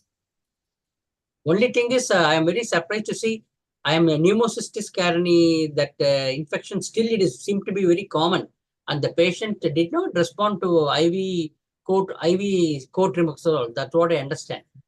I'm further not able to tell anything, but one was a young girl, age 20, lady 22, other was 43. Both died after the renal transplant. Yes, madam. Like Okay. what was the period between the infection and the renal transplant, sir? Post renal, when did they develop this? Around 1 year, that's what I understand. 3 patients died. I got samples only from 2 patients, madam. They did not know the cause of death. KK, you could have included the H&D sections of the pneumocystis carinii lung. Okay, madam. See, that would have been really nice, because it's many of the postgraduates or the young pathologists who are attending this may not have seen PCI in lung, because in GH we have reported, we have seen, but as you said, it is not a very common lesion, right? Yes, madam. Yes. So pulmonary alveolar proteinosis, and these are usually the things that are kept in the exam. So if you had kept PCI infection in the lung, that would have been really nice. Madam, what I'll do, I at this stage, I cannot take the HND slide, madam. Maybe no, I can next class thing, because it's all done and I am not able to tell. It's all happening in Chennai. I was shocked to see patients not responding to the antibiotics, and 3 patients died. That's what it was very shocking for us. So no, these are all, see, PCI is known to have an association with immunosuppressive. Madam, but all 3 people died, madam. That's what. Yeah, see that we don't know their immune status, right? All are transplant. All are transplant. That's what. So all are transplant. All happened in the same hospital, yeah, madam. so yeah, I know. Transplant patients, I know, if they get this kind of an infection, you can't expect a better outcome. So that is what I'm trying to say. Anyway, so if you had included a HND, I thought it would benefit all the people who are viewing this. Other thing is that herpetic infections, atypical mimicking lymphomas, we must be very, very careful, madam. Yeah, that's true. So you presented 2 cases post-renal transplant. So one is a leg nodule and the lung lesion. No, madam, that's the 3 cases, madam. 2 cases of pneumocystis carinii pneumonia. Patients are no more. That person is now, they were planning to give voriconazole. That's what I understand. Okay, sir. Maybe next time you can show us the H&E pictures. I will definitely show, madam. Yes, I had 20 cases, madam. This is because Dr. Varamudi told cut short. So I had to trim everything. That H&D is also gone away. Oh, yes, sir. Sir, I asked you to do the H&E pictures, sir. I just at this speed you could have presented 10 cases, sir. I'm so sorry. But then I didn't ask you to trim the H&E pictures. I just asked you to trim on the number, sir. No, madam. The trim போது அதுவும் போச்சு. அதுதான். அப்பதான் Okay, sir. Thank you so much. Thank you so much for the nice case, for this dumb cases, sir. So Madam, next but presentation is from Sri Doctor. Sir, yes, sir. Please. Solana, sir. And Dr. Keertana from SRMC. Please share your screen. Ma'am. Shall I share my screen now? Yes.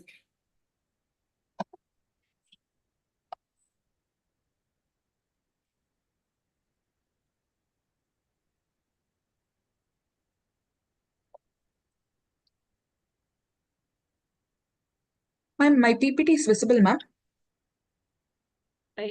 Yes, Dr. Keertana, continue. Yes, ma'am. A very good afternoon to one and all present here.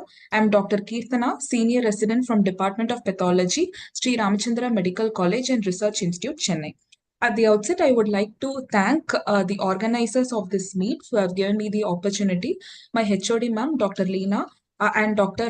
Sandhya Sundaram ma'am, who is a professor of pathology. This case was reported by Dr. Priyadashini, Dr. Aarti, and Dr. Sandhya Sundaram ma'am. So we present a case of a 51-year-old male who was evaluated for an anterior mediastinal mass in 2010 and he underwent the excision biopsy of the same in 2010. So a diagnosis was given and he was given a chemoradiation with a CAP regimen for 4 cycles which was completed in June 2011. So he was unfortunately not responding to treatment and he had to continue to live with the condition.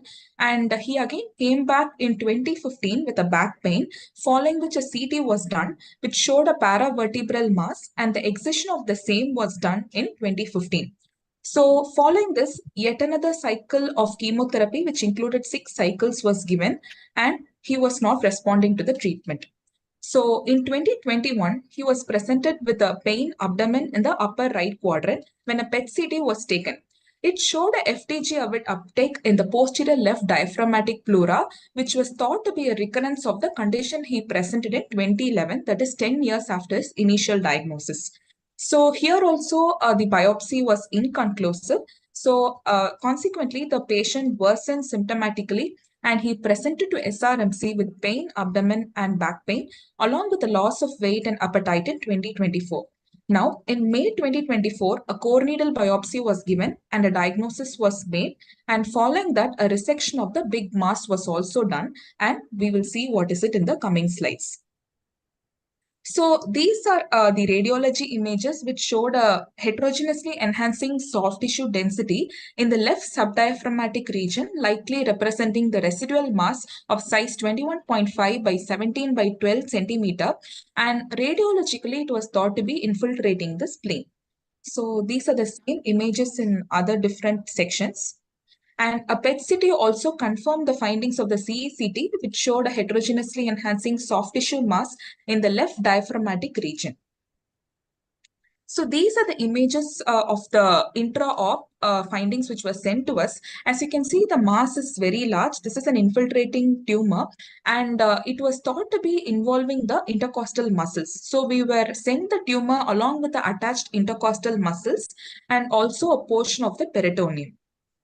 So it is the same image with the different orientation. So grossly, the tumor was seen to be adherent to the spleen, but while taking multiple sections, we found that there was no way it was infiltrating into the spleen. It was just abutting the spleen. So this is the area where the tumor was attached to the intercostal muscles. And here we can see a small portion of the periosteum also, which is adherent to the main lesion.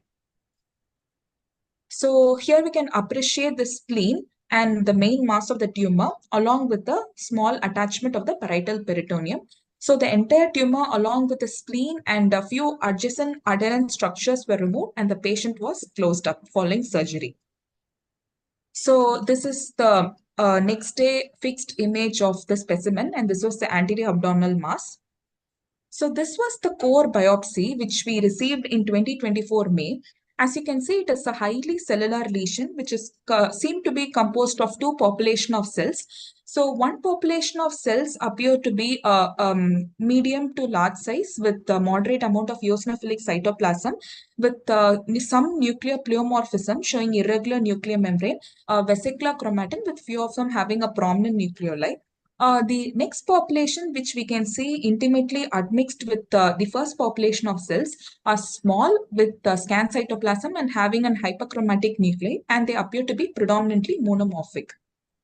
So now we were stuck what to do, because here it appeared to be as a lymphoepithelial lesion, which was our provisional diagnosis until now. And so we went ahead with the panel of markers. So our first differential diagnosis was a lymphoma. And so we did a CD45. So as you can clearly see over here, only few cells have taken up CD45, where majority of the cells are negative in the background. So CD3 and CD20 was also done along with the CD45 to confirm the lineage, where we can see compared to CD45, majority of the cells have taken up which are positive for CD3. And the CD20, the cells are completely negative. None of them have taken for CD20. So since we were also thinking of an epithelial origin tumor, we did a cytokeratin, and you can see the diffuse membranous staining, which is taken by all the tumor cells, highlighting the cells are of epithelial origin. So since it is involving the adjacent structures and the morphology appear to show high level of pleomorphism, we went ahead and did a Ki67, and it showed the tumor cells around 60% of them, the Ki67 index was thought to be very high. And we had one other differential in mind, and we went ahead and did a P40, which showed a diffuse positivity with almost all the cells taking up a strong nuclear stain by P40. So this is the final resection specimen which we received 2 weeks back. So it confirms the morphology which we saw in the core needle biopsy, the same highly cellular malignant infiltrating neoplasm composed of two population of cells. So the one population showing to be of epithelial origin with medium to large size cells having a moderate amount of eosinophilic cytoplasm, irregular nuclear membrane, having a vesicular chromatin with few of them having a prominent eosinophilic nucleoli, and intimately admixed to the second population of cells.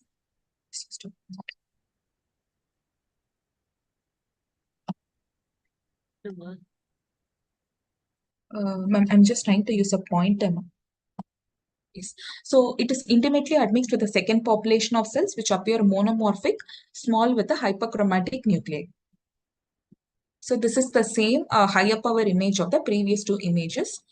So this is the resection specimen. Out of the many areas of concern which was expressed by the surgical oncologist about the areas of involvement, we found that there was infiltration only into the muscle, where a few other structures which were thought like the peritoneum and the adherent spleen, none of them were involved and they were free and far away from the infiltrating malignant neoplasm. So we were finally convinced with the diagnosis, and with the morphology as well as the HNE ancillary studies, we were able to come to a diagnosis of a thymic squamous cell carcinoma. So going to the discussion of a thymic carcinoma, so these thymic carcinomas are very rare and they account for about 14 to 22% of the thymic neoplasm, the most common being the thymomas, which account for around 60 to 85%. And in that, the squamous cell carcinomas are the most commonest, which account for about 80% of the cases of the thymic carcinomas. So according to the WHO 5th edition, these are the updated list of the various thymic carcinomas, the variants which can arise. So here is a table in WHO which differentiates basically between a thymoma and a thymic carcinoma. We are all aware that thymoma are indolent benign neoplasm, whereas thymic carcinomas have an aggressive behavior and they are malignant per se. So the basic differentiating features include a thymoma will resemble a normal thymus having a jigsaw pattern-like appearance. And whereas a thymic carcinoma has features of an invasive carcinoma with exhibiting nuclear pleomorphism as well as atypia. As previously mentioned, the thymoma is the most common thymic neoplasm, accounting for 75 to 85% of the cases, whereas the thymic carcinoma are comparatively rare, accounting for around 14 to 22% of the cases. In most of the cases of a thymic carcinoma, they have a coexisting component of a thymoma. And when they are present, patient usually present with the paraneoplastic syndromes like myasthenia gravis. If not, then if it is going to be a pure thymic carcinoma, then the incidence is very, very rare. Whereas thymomas are commonly associated with a paraneoplastic syndrome like myasthenia gravis. So we already discussed about the histological features. Coming to the immunophenotype, one main difference between a thymoma and a thymic carcinoma is the nature of the cells, where thymic carcinoma is predominantly made up of epithelial cells, and surprisingly, these epithelial cells in a thymic squamous cell carcinoma are known to be positive for CD117 or c-KIT, and they're also positive for CD5. So also, thymic carcinomas do harbor a population of lymphocytes or which are mature in origin, and there can be both T and B cells, and they do not have any immature cells. Whereas in a thymoma, the predominant population, depending upon the type, varies. And if they are going to be rich in the thymocytes, then they are going to be positive for immature markers such as TDT. That is, the population is mainly made up of immature cells. Thymomas are generally known to harbor a indolent or a benign behavior, and they do not show any infiltration into the surrounding structures. On the other hand, thymic carcinomas are infiltrative and they can involve the adjacent structures as well as lymph node metastasis, as well as the distant metastasis to other site are also observed. So the symptoms are most commonly related to the mass effect, which is in the mediastinum. So depending upon the location and the size, they can harbor on the trachea and can result in dyspnea, or esophagus resulting in dysphagia, or recurrent laryngeal nerve with the hoarseness of voice. Or if they're going to impinge on the carotids, they can result in a superior vena cava syndrome. And they are usually poorly defined with irregular lobular margins, and they can also have areas of necrosis and hemorrhage. The etiology is generally thought to be unknown, but a few studies indicate that a thymic carcinoma may arise from a background of a thymic cyst which has been long-standing. So coming to the thymic squamous cell carcinoma per se, it is a primary malignant neoplasm of the thymus with the morphological features of squamous cell carcinoma that is seen in the other organs. They usually invade the mediastinal structures. In the descending order, they include the pericardium with 40% and lung, pleura 30%, innominate veins, superior vena cava 20%. And the most common site of distant metastasis include lung, liver, bone, and brain. And there is also known to be metastasis to the regional lymph nodes such as mediastinal, cervical, as well as axillary lymph node. And as I already emphasized, when there is going to be a coexisting thymoma component in a case of a thymic carcinoma, patient is going to present with a paraneoplastic syndrome such as myasthenia gravis. So coming to the cytogenetics, most of the cases of a thymic squamous cell carcinoma are going to exhibit loss of chromosome 3p, 6, 16q and 17p with a gain of 1q, 17q and 18. And this cytogenetics is pertinent to thymic squamous cell carcinoma. So KIT mutation is seen in about 11% of the thymic squamous cell carcinoma, and TP53 mutation is present in about 20% of the cases. There is also copy number gain of BCL2 and deletion of CDKN2A. So one important point to note here is that loss of P16 if present is associated with a worse outcome. So this is an image which is taken from Google. So it shows a gross picture of a thymic squamous cell carcinoma. You can see it's quite large and it is infiltrating into the adjacent structures. Mainly here we can see it is going inside the fat, and it appears predominantly gray tan to gray white with the focal areas of necrosis and hemorrhage. So we can see that the tumor cells are infiltrating inside as lobules or islands, and they are separated by a fibrovascular septa as strands. So here we can see the tumor that is surrounded by desmoplastic stroma. Both the images A and B show that. And here you can see that it can also be surrounded by a different type of stroma called as a sclerohyaline stroma. So one of the important studies to be done in a case of thymic carcinoma is the immunohistochemistry. So you can see a thymic squamous cell carcinoma, the tumor cells will show diffuse positivity for P63, and the cells which are the second population of cells have taken up CD5, which indicates that the cells are of thymic origin. And one of the important prognostic as well as theranostic marker over here is CD117, which we can see over here has shown a diffuse membranous staining. Most of the tumor cells are showing the membranous staining. And one more marker which is of equal importance is GLUT1, which these two markers are specifically positive in thymic squamous cell carcinoma. And for reasons unknown, PAX8 is also known to be positive in about 75% of the cases. So actually, why these IHC testing is important? So it's mainly because when we are stuck at a differential and we want to prove that it is a thymic squamous cell carcinoma, then these markers will come of help. So CD5 and CD117 is already discussed are positive in about 85% of the cases of squamous cell carcinoma, but they are rarely seen in a thymoma, which is less than 5% of the cases. And similarly, GLUT1 is also positive in a thymic squamous cell carcinoma, but not in type B3 as well as type A thymomas. So if we want to confirm that we are actually dealing with a thymic neoplasm, then FOXN1 as well as CD205 can also help us confirm the thymic organogenesis. And focal expression of neuroendocrine markers are also common in thymic carcinomas, whereas they are rare in thymomas. So this is one of the subtype that is mentioned under WHO under the thymic squamous cell carcinoma is a micronodular thymic carcinoma with a lymphoid hyperplasia. As you can see, there are lymphoid follicles with a germinal center formation, which is intimately admixed with the epithelial islands, which is traveling in between the lymphoid follicle islands.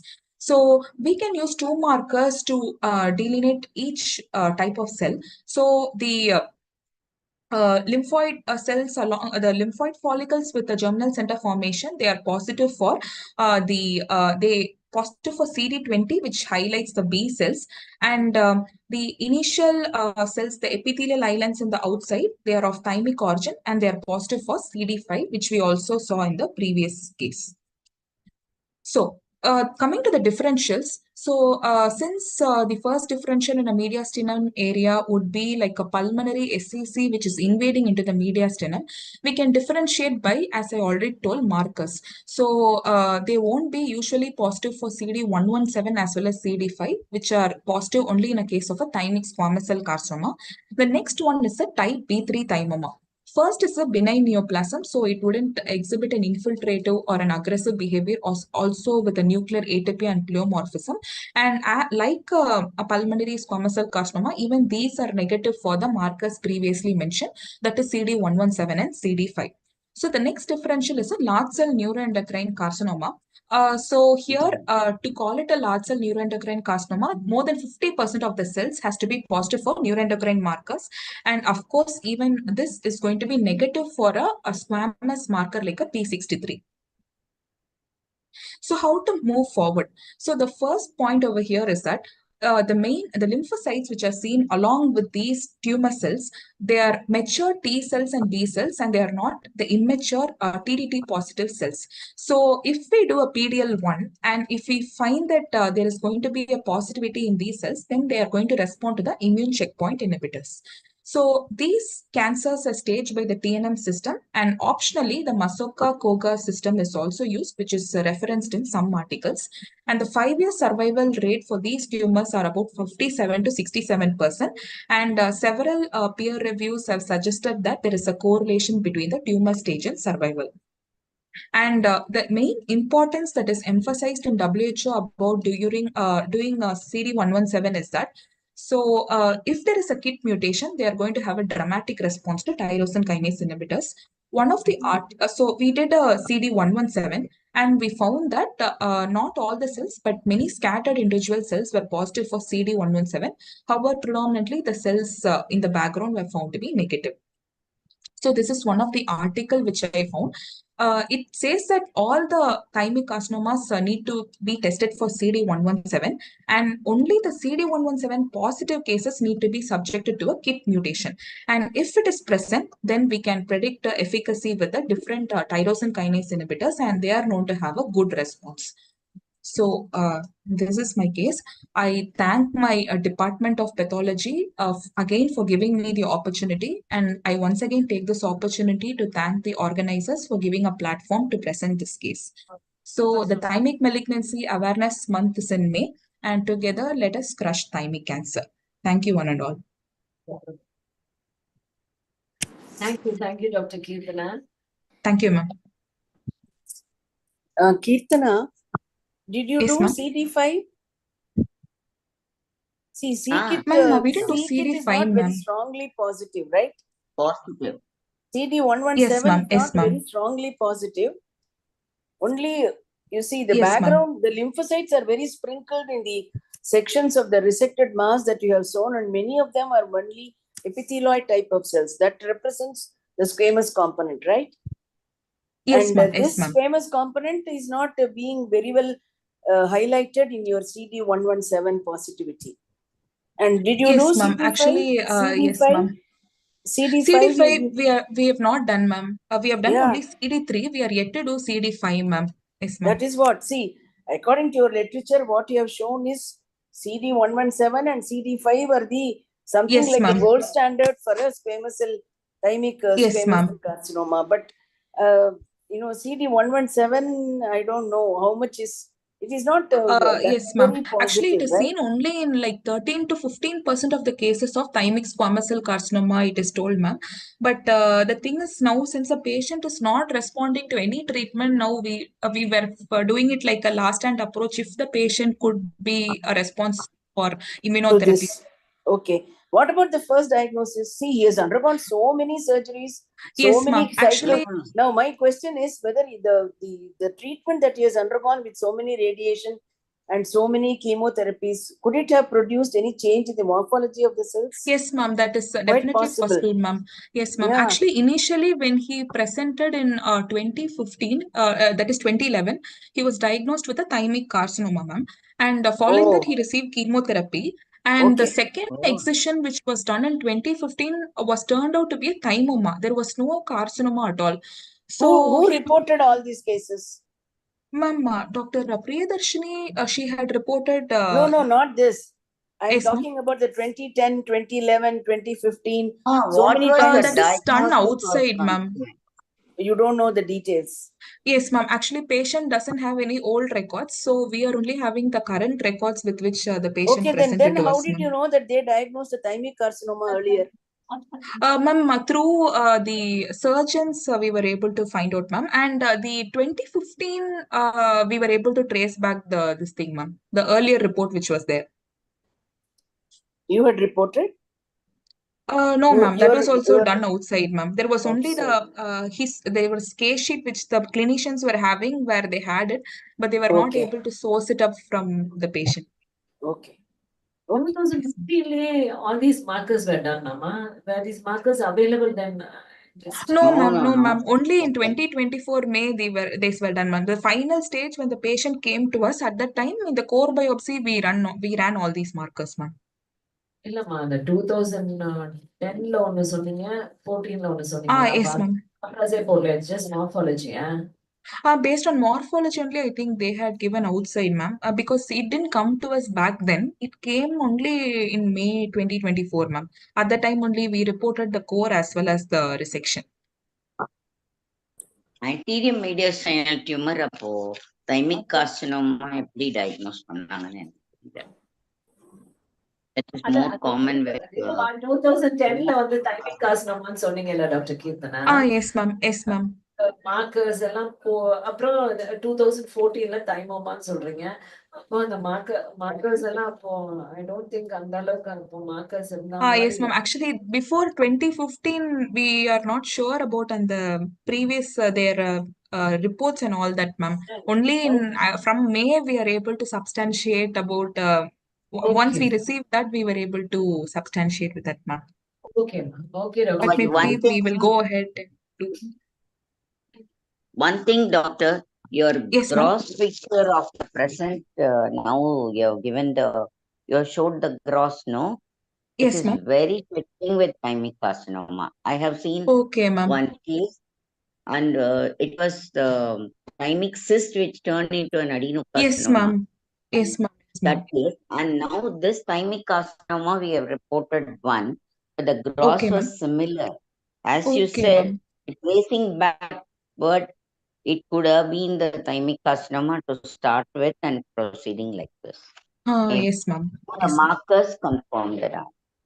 Yes, ma'am. Maybe we will go ahead and do a CD5 once again, ma'am, along with this thing to confirm it. CD70 also you can do tumor necrosis factor family.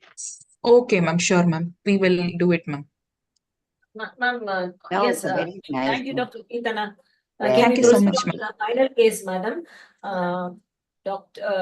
ESI Medical College, Dr. Gayatri. Dr. Ma'am, good afternoon, ma'am. Yeah, This is Dr. Gayatri, Gayatri, ma'am. please share your screen. Yes, ma'am. Yes, ma'am.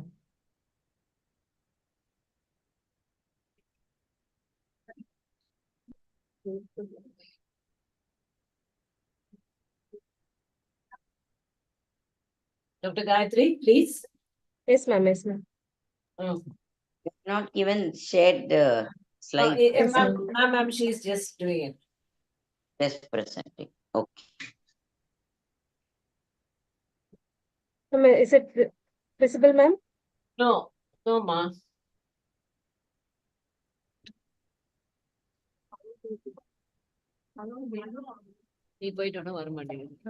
Alar, did Kirtana close her screen? Only if she closes, she can join. Ma'am, I stopped sharing, ma'am. Okay. I don't have the option for sharing, ma'am. Yes, ma'am. Yes, ma'am. Yes, ma'am. இப்போ share பண்ணுங்கம்மா. Yes, ma'am. Yes, ma'am. I am sharing. Yeah. Slideshow mode. Ma'am, is it visible, ma'am? Yes, ma'am. Yes. Now a short and crisp presentation. Last. Good afternoon, respected Final faculty. case, madam. Final case, madam. I'm Dr. Gayatri from ASI Hospital, guided by my professors, my associate professor, Dr. R. Priyavadana ma'am, and my HOD, Dr. K. Meenakshi Sundaram sir. I'm going to present a case report titled as Breaking the Ice. The history: a 31-year-old female was presented to ortho OPD with lower backache for 4 months of history, with difficulty in walking. She had history of fever on and off for 1 month duration. She also had history of fatigue and no history of trauma, and her general and systemic examination was within normal limits. These are her blood investigations. The hemoglobin was 9.6 gram per deciliter. Total count was 12,000 cells per cubic mm. And platelet was 5.3 lakhs per cubic mm. The total differential was neutrophil 79.9% and lymphocyte was 11.3%. Monocyte was 5.1% and eosinophil was 3.6% and basophil was 0.1%. So the peripheral smear has been reported as normocytic normochromic anemia and neutrophilic leukocytosis. And her renal function tests were within normal limits, and her serum calcium level also was normal, and her urine routine was within normal limits. But her urine BJP was negative. Her ESR was raised. It was 100 mm per hour, and CRP was raised, which was 177.08 mg per liter, and serum LDH was raised, which was 315 units per liter, and D-dimer was raised, which was 2,890 nanogram per ml. So the orthopedician suggested like medical oncologist opinion, and he advised MRI examination, and the impression was multiple lytic lesions of varying sizes in multiple cervical C4, C5 level and D2, D3 level and lumbar L5, S1 levels, and no evidence of spinal canal stenosis was observed. These are the MRI image which showed lytic lesions. These are the expansor lytic lesions.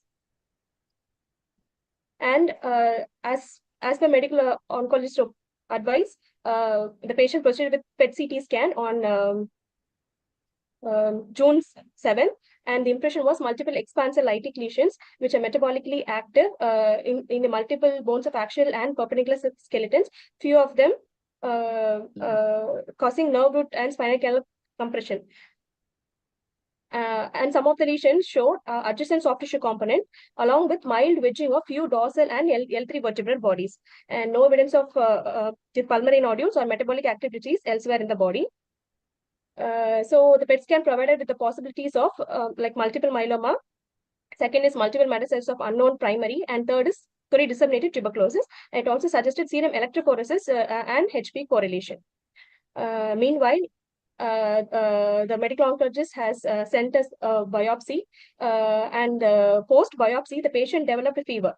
So she was shifted in to ICU in view of tumor lysis syndrome. Meanwhile, the biopsy specimen which we received on 28th June, the specimen was from L3 lumbar vertebrae. We received multiple gray white linear coats of soft tissue ranging from 0.3 to 1.3 centimeter in length, which was all embedded. These are the microscopic images. This is scanner view. The section show multiple cores of fibrous tissue infiltrated by malignant cells arranged in sheets. On higher magnifications, we can see sheets of large round cells with large irregular nuclei, a few of the cells showing plasmacytoid morphology. We can see few cells showing plasmacytoid morphology. And most of the cells show prominent nucleolus. So we went ahead with a provisional diagnosis with lymphoma, and second is proliferative carcinoma. And we proceeded with immunohistochemistry. This is CD38, which is negative. And this is PAN-CK, which is negative. And this is CD3, which highlighted the reactive T cells.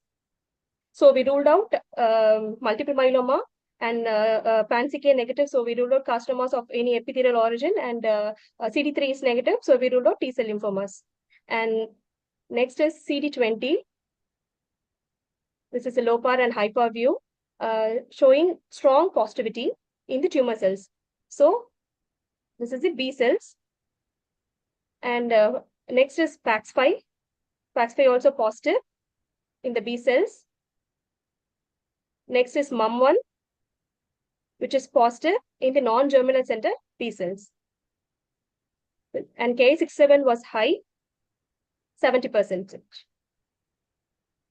And with the help of morphology and with help of immunohistochemistry, we finalize the diagnosis as high-grade non-Hodgkin B-cell lymphoma and possibility of diffuse large B-cell lymphoma to be considered. So the patient had underwent 3 sets of chemotherapy of R-CHOP regimen, and she has improved symptomatically with the first cycle of chemotherapy itself. And the R-CHOP regimen includes rituximab, cyclophosphamide, doxorubicin, vincristine, and prednisolone. Let's now go to discussion. In India, non-Hodgkin lymphoma reported to be 60% of lymphomas as per literature. Among non-Hodgkin lymphomas, DLBCL is most common, accounting for 70%, followed by Burkitt, then followed by follicular lymphoma, then Hodgkin lymphoma, and finally T-cell lymphomas. And DLBCL most commonly affects males, and mean age is 54 years. And most common external site of occurrence is GI tract, thyroid, testis, breast, and skin. Other sites, bone marrow and spine, which is the axial skeleton, and long bones. And the common mutation associated with DLBCL are MIC and BCL2, with or without BCL6 rearrangements. And other most important mutation, especially in non-germinal center like KMT2D and MID88 and coming to prognosis, germinal center B cells gives a favorable prognosis, whereas non-germinal center B cells has intermediate prognosis, and early detection and chemotherapy, which help us in the better survival rates. These are the similar case reports of lymphoma in India involving the spinal vertebrae. And the take-home message is, this case is presented owing to its rarity. And the non-Hodgkin lymphomas presenting as primary bone lesions is rare. Only 2 to 5% of cases has been reported in India. And morphology plays significant role in clinching the diagnosis. These are my references. And I thank my Professor Dr. K. Meenakshi Sundaram sir and Dr. R. Priyavardhana ma'am for helping me. Thank you, ma'am. Thank you, Dr. Gayatri. That was a very good presentation. Any inputs? No, everybody will think, as she said, first diagnosis will be multiple myeloma. Because of what rule out பண்ணிட்டாங்க. அழகா rule out பண்ணியாச்சு. Common things are common, but we have to think nowadays uncommon things in common sites with the IHC marker for a better diagnosis, and very nice to brought out this highlight. Thank you, ma'am. Thank you, ma'am. Thank you, Dr. Gayatri. So we come to the final, the end of the 41st City Pathology Meet, and that was a whole beautiful array of presentations with dual malignancies and skin lesions, and it was an eye opener. And thank you all the presenters, and thank you every madam, Sitalash madam and Padmari madam, and for all the inputs. So we meet again after 2 months. Thank you so much, ma'am. Thank you. Thank you, Valar. Very nice arrangement and timely finish. Timely finish. Nobody exceeded the time, and when you short, they covered the whole. Yes, talk. ma'am. Very That was nice. beautiful. All presentations were super good. With thank you all the presenters. Thank you, ma'am. Thank you for all your inputs. Thank you for one request. If they could put us slides little earlier, it will be better for us to endல போடுறாங்க. பார்க்கறதுக்கு கூட time கிடைக்க மாட்டேங்குது. And many of them of course they cannot put every slide to clinch the diagnosis. கொஞ்சம் nearest diagnosis வர மாதிரி போட சொல்லு. Next time we will definitely do, madam. And இன்னொன்னு வந்து இந்த discussion short discussion பண்ணிட்டா it will be much easier and we need not be like a PG discussion மாதிரி long discussion வேண்டாம் தோணுது. அதான் for us. That's very fine. Yes, ma'am. Yes. Only the highlighting the important points. So that will be well taken, ma'am. Yes, ma'am. Thank you so much. Thank you, ma'am. Meet you again. Thank you. Thank you. Thank you all. Thank you. Thank you all. வாங்க. அவங்க எங்க போயிட்டாங்களா? ஓ, இதை of பண்ணலாம்.